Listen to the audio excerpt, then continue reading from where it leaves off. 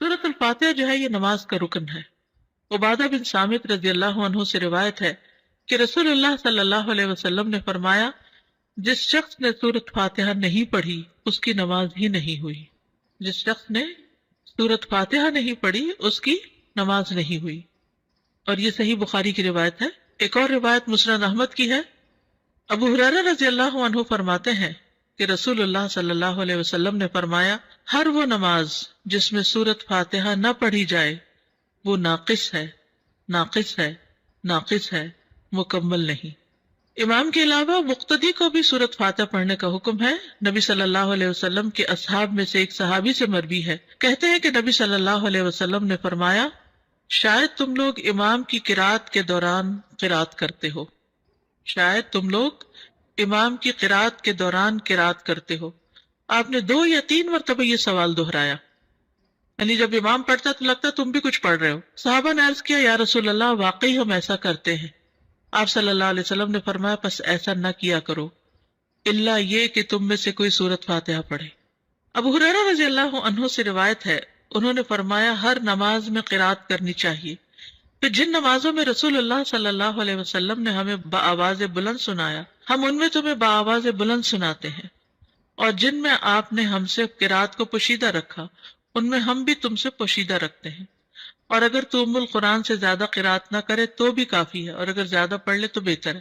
اس کا مطلب کیا ہے؟ مثلا ظہر کی نماز امام صاحب پڑھا رہے ہیں، انہوں نے اللہ اکبر کی، اب آپ چاہیں تو چاہے چپ رہیں، چاہے آپ استفتاح کی دعا پڑھیں، لیکن سورۃ فاتحہ تو آپ کو لازمی پڑھنی ہے۔ اور اس کے علاوہ قرات، اگر قرآن کی کوئی سورت پڑھنا چاہتے تو پڑھ لیں، اگر نہیں پڑھ رہے تو بھی امام کی قرات جو ہے وہ آپ کو کافی ہو جائے گی، ٹھیک ہے۔ اسی طرح مثلا امام بلند آواز سے نماز پڑھا رہا ہے، جہری نماز ہے، اور اس میں جتنی دیر سکوت کرتا ہے، جہاں جہاں خاموش ہوتا ہے وہاں آپ اپنا پڑھ لیں، اور جب سورۃ فاتحہ بلند آواز سے پڑھے گا تو دل میں سورۃ فاتحہ پڑھ لیں، اور جب وہ کوئی اور سورت ملائے گا تو خاموشی اختیار کرے، یعنی یہ نہیں کہ وہ سبح اسم ربک الاعلی پڑھ رہا ہے اور آپ ساتھ پڑھنا شروع کر دیں، یہ نہیں کریں۔ اس وقت آپ کیا کریں؟ خاموشی سے اس کو سنیں۔ اسی طرح اگر امام نماز پڑھا رہا ہے اور آپ پہنچے ہیں ذرا دیر سے تو سبحانک اللہ وغیرہ نہیں پڑھے، ڈائریکٹ سورۃ فاتحہ شروع کریں تاکہ آپ کی پوری ہو اور آپ امام کے ساتھ رکوع پہ جا سکیں۔ اگر آپ نے قرات کا کچھ حصہ نہیں پایا تو کوئی بات نہیں، پھر بھی آپ کی وہ رکعت پوری ہو جائے گی۔ سورۃ الفاتحہ کی اہمیت اور فضیلت بہت دفعہ آپ نے پہلے بھی پڑھی ہوگی، صرف یاد دہانی اس لیے کرا دیتے ہیں کہ انسان اگر سورۃ الفاتحہ پر بھی توجہ کر لے نماز میں تو باقی نماز میں خشوع آ جاتا ہے۔ آپ یہ تجربہ کر کے دیکھیے، اگر آپ نے سورۃ الفاتحہ کو کیچ کر لیا نا کہ اس کو غور سے، توجہ سے ترجمے کے ساتھ پڑھ لیا، ترجمے کے ساتھ مرادی کے دل میں اس کا معنی دہرا رہے ہیں، تو آپ دیکھیں گے کہ آپ نماز میں ٹک جاتے ہیں، پھر نماز میں فوکس قائم ہو جاتا ہے۔ لیکن اگر شروع سے ہی دھیان نہیں جمع تو پھر بعد میں بھی دھیان جمانا مشکل ہوتا ہے۔ 7 مثانی کہا جاتا ہے سورۃ الفاتحہ کو، قرآن مجید میں آتا ہے، وَلَقَدْ آتَيْنَاكَ سَبْعًا مِّنَ الْمَثَانِي وَالْقُرْآنَ الْعَظِيمِ، بلا شبہ یقیناً ہم نے آپ کو بار بار دہرائی جانے والی 7 آیتیں اور بہت عظمت والا قرآن عطا کیا ہے۔ یعنی سورۃ الفاتحہ جو ہے سب سے زیادہ قرآن کا حصہ ہم نماز میں اسی کو دہراتے ہیں، یعنی اور کوئی قرآن کا حصہ اتنا نہیں پڑھا جاتا جتنی ریپیٹیشن سورۃ الفاتحہ کی ہوتی ہے، نماز کے اندر بھی اور نماز کے علاوہ بھی۔ تو اسی لیے اس کو سبع من المثانی، دہرائی جانے والی 7 آیتیں۔ رسول اللہ صلی اللہ علیہ وسلم نے فرمایا، اللہ عز و جل نے ام القرآن فاتحہ جیسی سورت نہ تورات میں نازل فرمائی اور نہ ہی انجیل میں، اور یہی 7 مثانی ہے، اور اللہ تعالیٰ فرماتے ہیں یہی سورت میرے اور میرے بندے کے درمیان تقسیم شدہ ہے، اور میرے بندے کو وہی ملے گا جو وہ مانگے گا۔ کیسے تقسیم شدہ ہے؟ بہت ہی خوبصورت حدیث ہے یہ۔ ابو ہریرہ نبی صلی اللہ علیہ وسلم سے روایت کرتے ہیں کہ آپ نے فرمایا، جس نے کوئی نماز پڑھی اور اس میں ام القرآن کی قرات نہ کی تو وہ ناقص ہے۔ 3 مرتبہ فرمایا، یعنی پوری ہی نہیں۔ ابو ہریرہ سے کہا گیا، ہم امام کے پیچھے ہوتے ہیں، انہوں نے کہا اس کو اپنے دل میں پڑھ لیا کرو، کیونکہ میں نے رسول اللہ صلی اللہ علیہ وسلم سے سنا، آپ فرما رہے تھے اللہ تعالیٰ نے فرمایا میں نے نماز اپنے اور اپنے بندے کے درمیان آدھی آدھی تقسیم کی ہے، اور یہاں نماز سے مراد کیا ہے؟ سورۃ الفاتحہ، اور میرے بندے نے جو مانگا وہ اس کے لیے ہے۔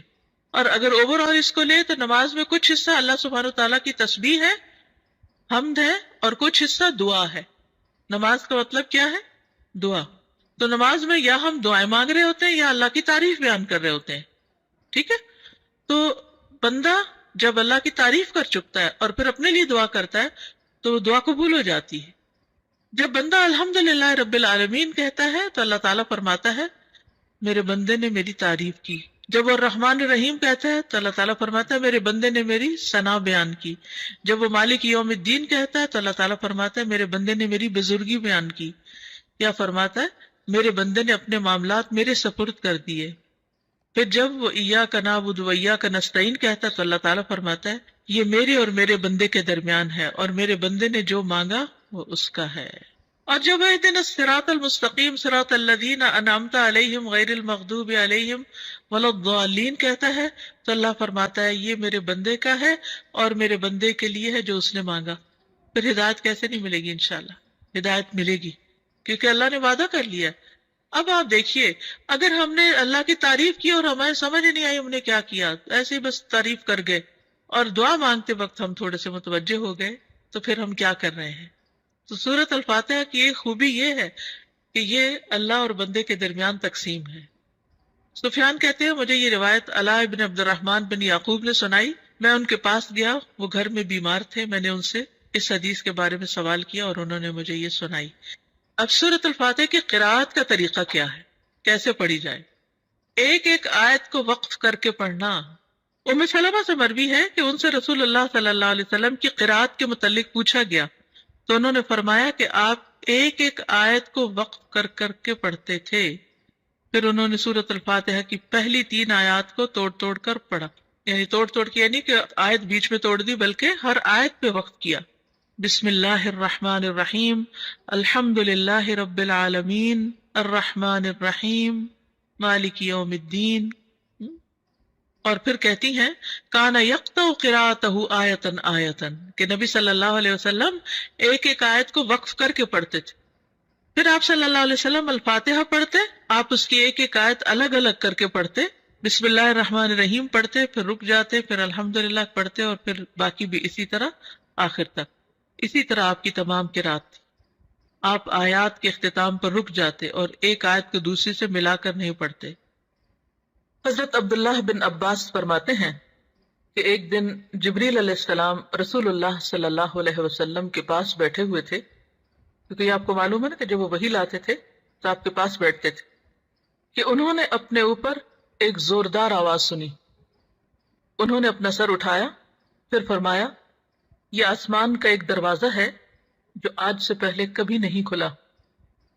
پھر فرمایا یہ ایک فرشتہ ہے جو آج سے پہلے زمین پر کبھی نہیں اترا۔ پھر اس فرشتے نے آپ صلی اللہ علیہ وسلم کو سلام کیا اور 2 نوروں کی خوشخبری دی اور کہا یہ 2 نور آپ ہی کو دیے جا رہے ہیں، آپ سے پہلے کسی نبی کو نہیں دیے گئے، ایک سورۃ الفاتحہ اور دوسرا سورۃ البقرہ کی آخری 2 آیات۔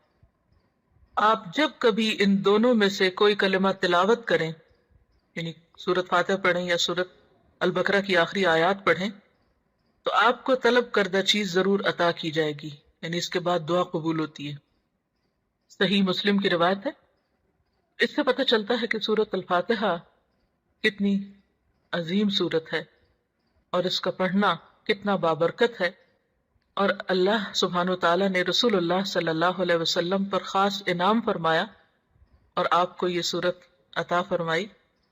قرآن پاک میں آتا ہے وَلَقَدْ آتَيْنَاكَ سَبْعًا مِّنَ الْمَثَانِي وَالْقُرْآنِ الْعَظِيمِ، کہ ہم نے آپ کو 7 بار بار دہرائی جانے والی آیات عطا کی ہیں، اور اس سے مراد سورۃ الفاتحہ ہی ہے۔ ایک اور حدیث ہے جو بخاری کی ہے، آپ صلی اللہ علیہ وسلم